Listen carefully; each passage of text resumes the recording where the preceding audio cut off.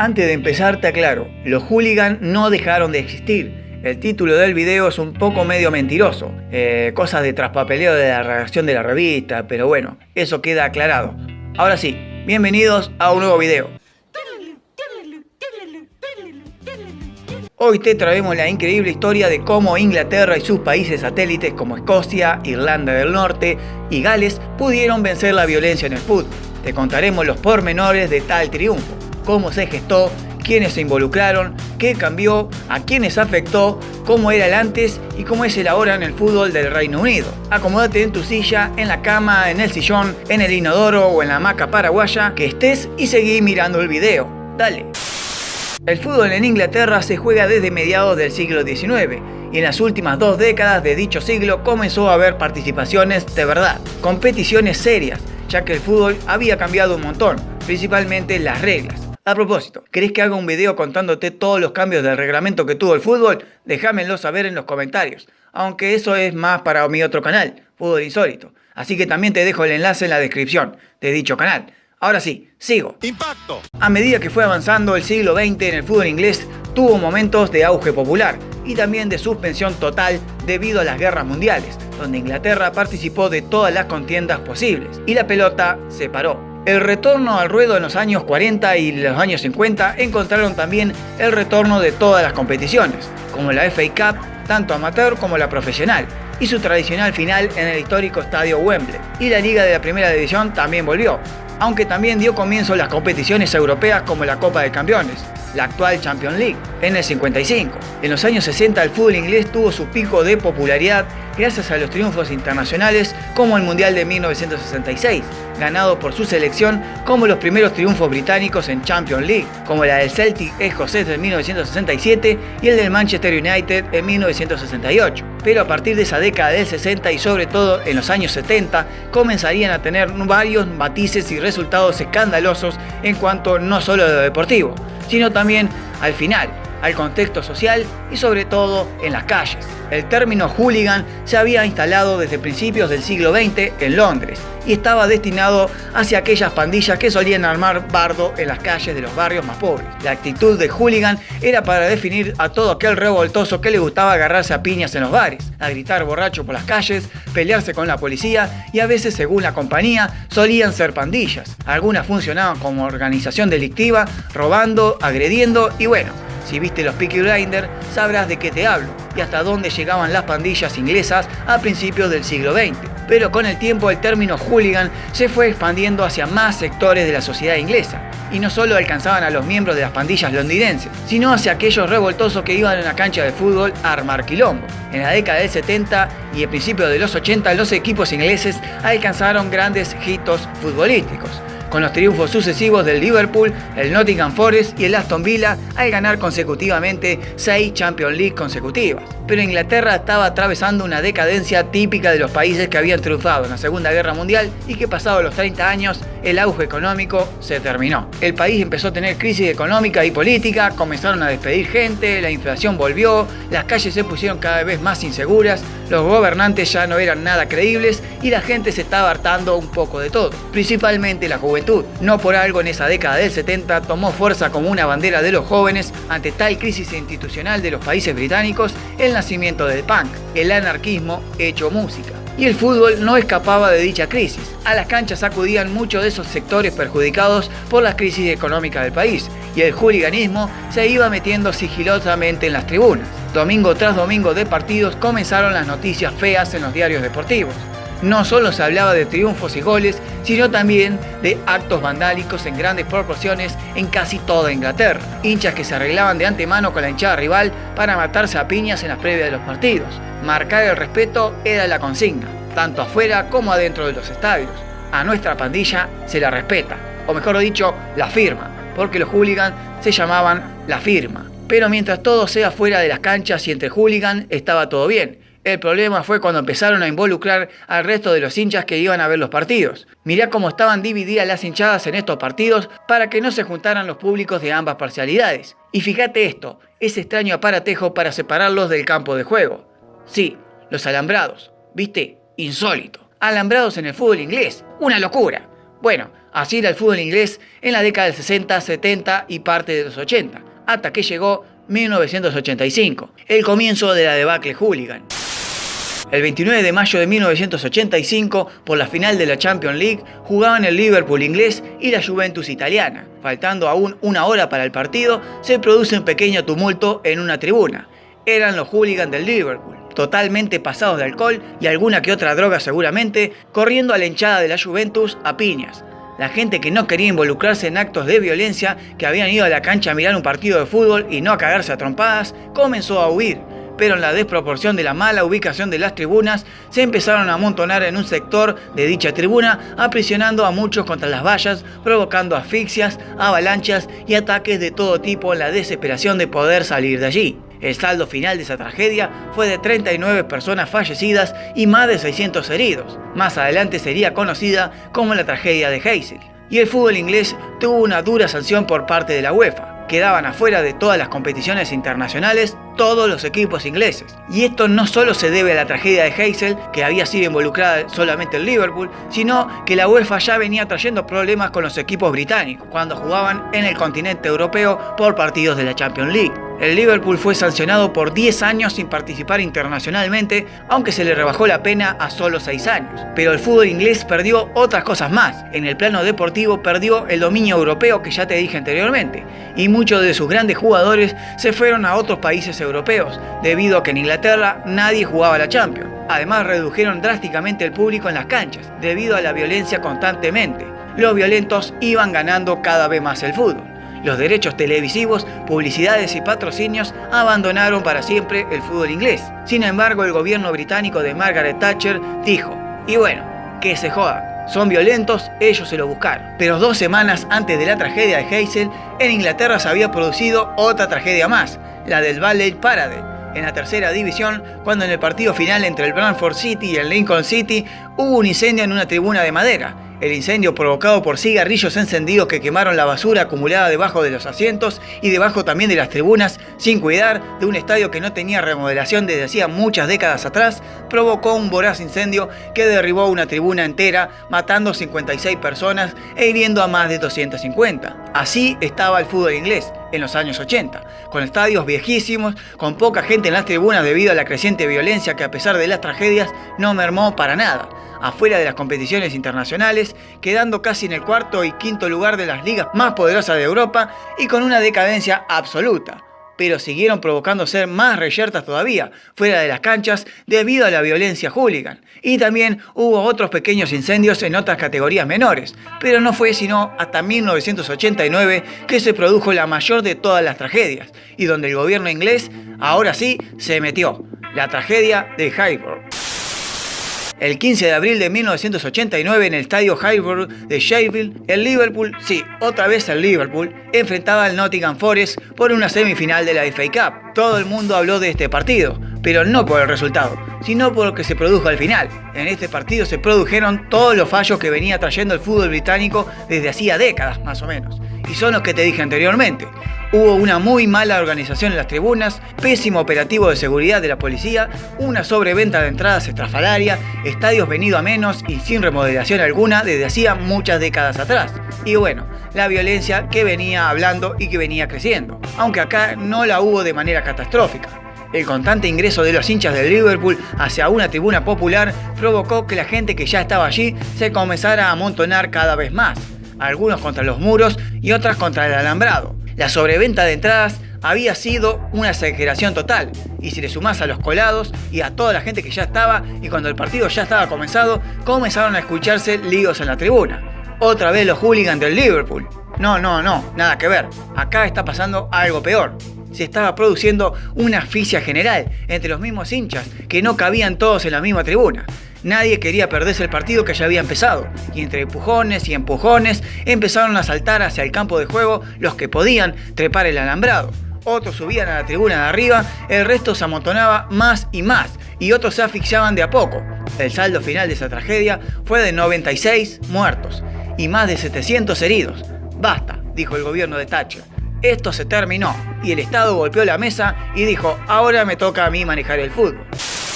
Margaret Thatcher ordenó que se produjera una investigación meticulosa, profunda, seria y que no escapara a nada ni a nadie de los culpables que le tendría que tocar. Una investigación que diera como resultados exactos el por qué el fútbol inglés estaba así. El país había comenzado a repuntar en la mitad de los años 80 debido a la guerra de Malvinas, pero el fútbol estaba cada vez más decadente y además ahora trágico. Por los siguientes meses se fue haciendo un exhaustivo control de todo: canchas, clubes, campos de juego, tribunas, venta de entradas, hinchas, hooligan, socios, violencia, alcohol, previa a los partidos, de todo. En agosto se publicó un primer informe interno y en enero de 1990, mientras se jugaba la temporada 89-90, salió un documento final llamado el Informe Taylor.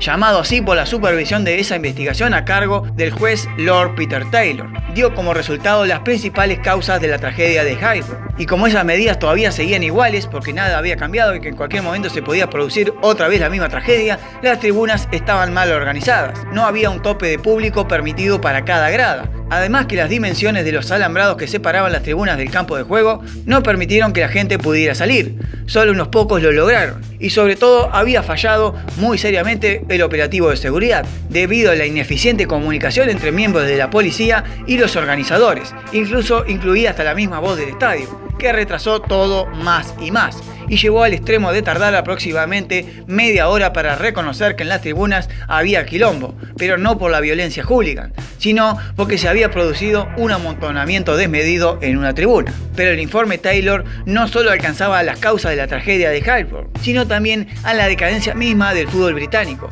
demostrando el deplorable estado de los estadios, de los de primera hasta de los de la quinta división. Imagínate que los de la primera división de los equipos más grandes estaban revenidos abajo. Imagínate cómo estaban los de las divisiones menores. Y no solo en Inglaterra, sino también en Escocia, en Gales y en Irlanda del Norte. El informe Taylor también incluyó cierta complicidad de los clubes con la violencia hooligan, ya que muchos de los violentos entraban en estado de ebriedad al partido y otros compraban cerveza en el mismo estadio. Muchos venían de sedes y bares de los mismos clubes y tenían identificados a los violentos, pero nada hacían. Si la policía no hacía nada, ¿qué iba a hacer un club?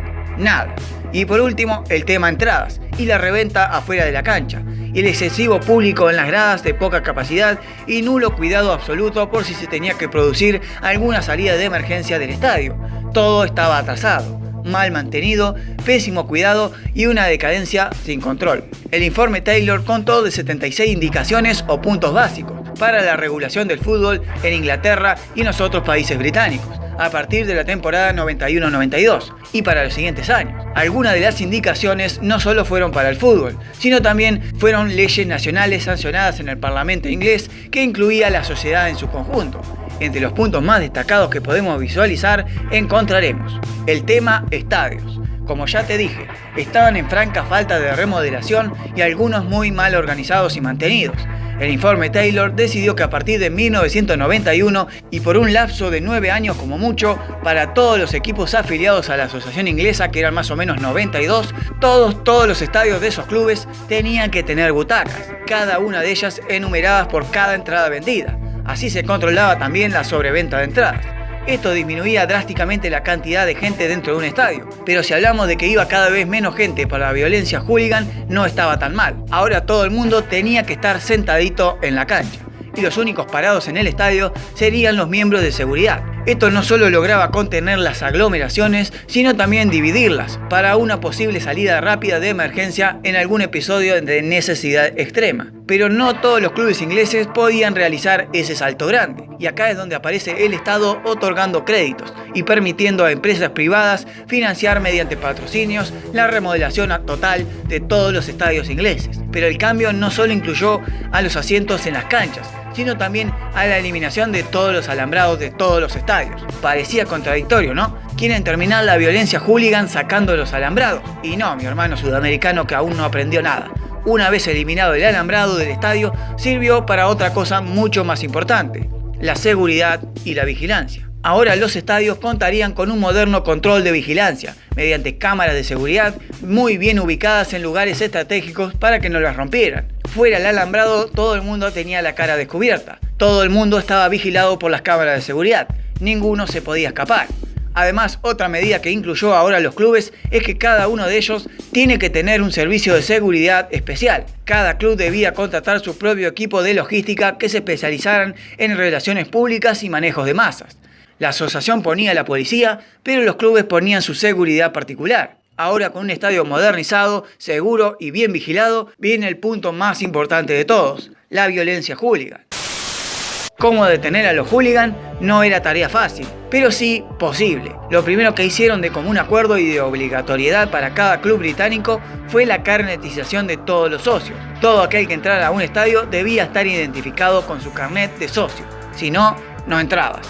Este moderno sistema de carnet ayudaba a identificar a los violentos, facilitándole el trabajo a la policía, que mediante esa identificación ayudaba a saber si alguno tenía antecedentes judiciales, o estaba metido en algún asunto medio turbio, o eran pandilleros. Pero a diferencia de los barras bravas de Sudamérica, por poner un ejemplo, los hooligans no eran tan delincuentes, ni tampoco eran una organización mafiosa, sino que muchos eran simples laburantes de toda la semana que se ponían en pedo el día del partido y armaban desastres en las canchas, tipos con laburos muy normales, como oficinistas. Otros trabajaban en la municipalidad de sus ciudades, otros eran mecánicos, otros eran seguridad de algún boliche, etcétera, etcétera. Tipos con trabajos muy normales. Entonces era mucho más fácil identificarlos, ya que en algún lugar estaban blanqueados trabajando, laburando de algo, y era más fácil amenazarlos con echarlos del trabajo.